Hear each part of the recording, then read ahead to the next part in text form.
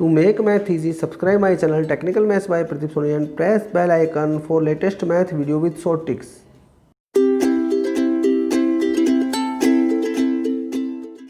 Hello everyone, आप सभी का इस वीडियो में स्वागत है। आज हम नए टॉपिक पर बात करते हैं, जो टॉपिक नेवी एयरफोर्स के स्टूडेंट्स और अदर कॉम्पिटिशन एग्जाम के स्टूडेंट्स के लिए बहुत इंपॉर्टेंट है।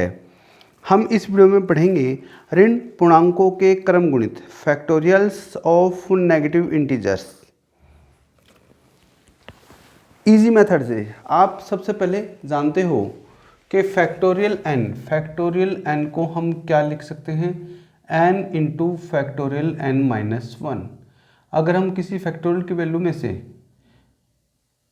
कोई वैल्यू बाहर निकाल लेते हैं तो फैक्टोरियल के अंदर एक कम वैल्यू बच जाती है। अगर हम n को बाहर ले लेते हैं तो अंदर बचेगा फैक्टोरियल n माइनस 1। ओके, तो यहाँ से हम समझ सकते हैं कि फैक्टोरियल n माइनस 1 इक्वल हो जाएगा factorial n upon n।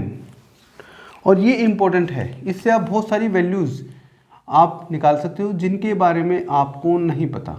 Okay, सबसे पहले हम इसमें रखते हैं n बराबर 1। n बराबर 1 जब हम इसमें रखते हैं तो फैक्टोरियल 1 माइनस 1 इक्वल हो जाएगा फैक्टोरियल 1 अपॉन 1। तो हम कह सकते हैं कि फैक्टोरियल 0 की वैल्यू हमारे पास आ जाएगी 1। अब हम यहाँ पर रखते हैं n बराबर 0। n बराबर 0 जब हम रखते हैं तो ये वैल्यू आ जाएगी, देखो फैक्टोरियल 0 माइनस 1 इक्वल हो जाएगा फैक्टोरियल 0 अपॉन 0। जब हम इसको सोल्व करते हैं तो लेफ्ट हैंड साइड में आ जाता है। फैक्टोरियल 0 की वैल्यू 1 आपने निकाली है और किसी कॉन्स्टेंट वैल्यू में जब हम 0 से डिवाइड करते हैं तो ये आ जाता है आपका इनफाइनाइट। ओके, अब हम रखते हैं n बराबर माइनस 1। n बराबर माइनस 1 जब हम रखते हैं तो यहाँ पर आ जाएगा minus 1 minus 1 minus 1 minus 1 equal है फैक्टोरियल माइनस 1 अपॉन माइनस 1। तो ये वैल्यू आ जाती है आपके पास फैक्टोरियल माइनस 2। फैक्टोरियल माइनस 1 की वैल्यू आपने अभी निकाली है इनफाइनाइट बटे माइनस 1, और इस तरह से ही ये बन जाता है माइनस इनफाइनाइट।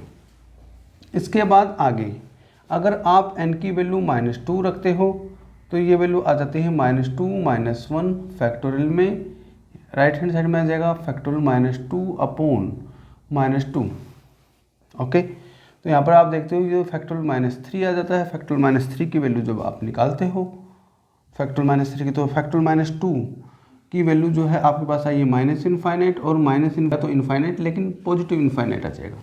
इस तरह से जब आप n की वैल्यू माइनस 3 रखोगे तो फैक्टोरियल माइनस 4 की वैल्यू आपके पास आ जाएगी माइनस इनफाइनाइट। ओके, तो आपने समझा कि वैल्यूज़ जब हम माइनस 1 रखते हैं, माइनस 2 रखते हैं, माइनस 3 रखते हैं तो हमारे सामने किस तरह से फैक्टोरियल की वैल्यू आती है। इसी तरह से यहाँ पर आता जाएगा। तो आप रिजल्ट देखिए, फैक्टोरियल माइनस 1 की जब हम बात करते हैं तो इसकी वैल्यू आती है आपके पास प्लस इनफाइनाइट। फैक्टोरियल माइनस 2 की जब हम बात करते हैं तो ये आपके पास आ जाता है माइनस इनफाइनाइट। माइनस इनफाइनाइट है, देखो आप यहाँ पर n की वैल्यू को नहीं देखेंगे, हम रिजल्ट देखेंगे। फैक्टोरियल माइनस 2 की वैल्यू माइनस इनफाइनाइट। इसी तरह से फैक्टोरियल माइनस 3 की वैल्यू देखो आपके पास क्या आ रही है, फैक्टोरियल माइनस 3 की वैल्यू आ रही है आपके पास प्लस इनफाइनाइट, और फैक्टोरियल माइनस 4 की वैल्यू आपके पास आ रही है माइनस इनफाइनाइट। इसका मतलब देखें आप, अगर आपके पास n की वैल्यू दे रखी है फैक्टोरियल n की वैल्यू, और n की वैल्यू मैं नेगेटिव इंटीजर लेता हूँ तो हमारे पास दो वैल्यू आ सकती हैं, एक तो प्लस इनफाइनाइट, एक माइनस इनफाइनाइट। तो देखो प्लस इनफाइनाइट कब है और माइनस इनफाइनाइट कब है। प्लस इनफाइनाइट है जब आप n की वैल्यू ले रहे हो माइनस 1 माइनस 3, तो n की वैल्यू यहाँ पर आ जाएगी minus 1 minus 3 minus 5 so on, जिसको मैं बोल सकता हूँ नेगेटिव ऑड इंटीजर नंबर। इसी तरह से माइनस इनफाइनाइट आ रही है जब n की वैल्यू आप ले रहे हो यहाँ पर minus 2 minus 4 minus 6 so on. तो आप कह सकते हो कि फैक्टोरियल n की वैल्यू नेगेटिव इनफाइनाइट केवल तभी आएगी जब n की वैल्यू नेगेटिव इवन इंटीजर हो।